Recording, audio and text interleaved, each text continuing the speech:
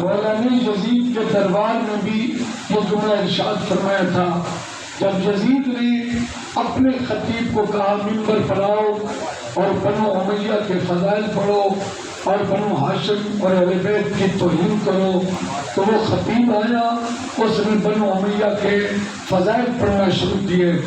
ایک مرتبہ امام نے بھی فرمایا میں بھی کچھ بولنا چاہتا ہوں، مشکل سے اجازت ملی، لیکن امام نے جو خطاب کیا، امام فرماتے ہیں ایھا الخاطب، اور منبر پر خطاب کرنے والا، اور خطیب یاد رکھ، اشتریت مرضات المخلوق بسخط الخالق، تو نے خالق کی مرضی چھوڑ دی ہے، مخلوق کی مرضی کو اختیار کر دیا۔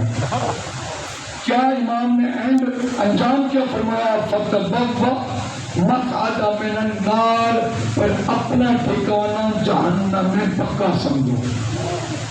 امام نے آج کے خطیب کے لیے بھی پیغام دیا ہے، وہ جو ہے آپ سب کو امام نے، اور خود امام حسین نے بھی اور امام سجاد علیہ السلام نے آج کے مجھ جیسے خطیب کے لیے بھی یہ پیغام دیا ہے، خیال کرنا کبھی مجمع کو نہ دیکھنا وہ کیا چاہتے ہیں،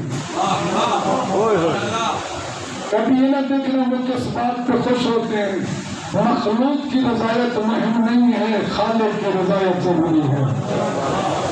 جی مجھے بتائیے آج ہمارے منبر پہ کیسے کیسے لوگ آ گئے۔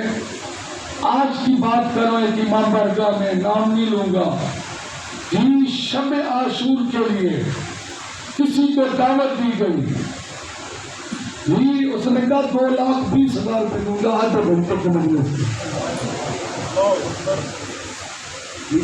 یہ وہ لوگ ہیں جو خالق کی مرضی کو چھوڑ کر مخلوق کی مرضی حاصل کر رہے ہیں۔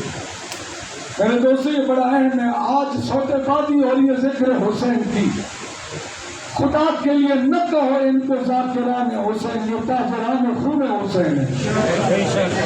ان کی تو خواہش ہے یہ محرم سارا سال رہے اور اسی طرح قوم کو لوٹتے رہے۔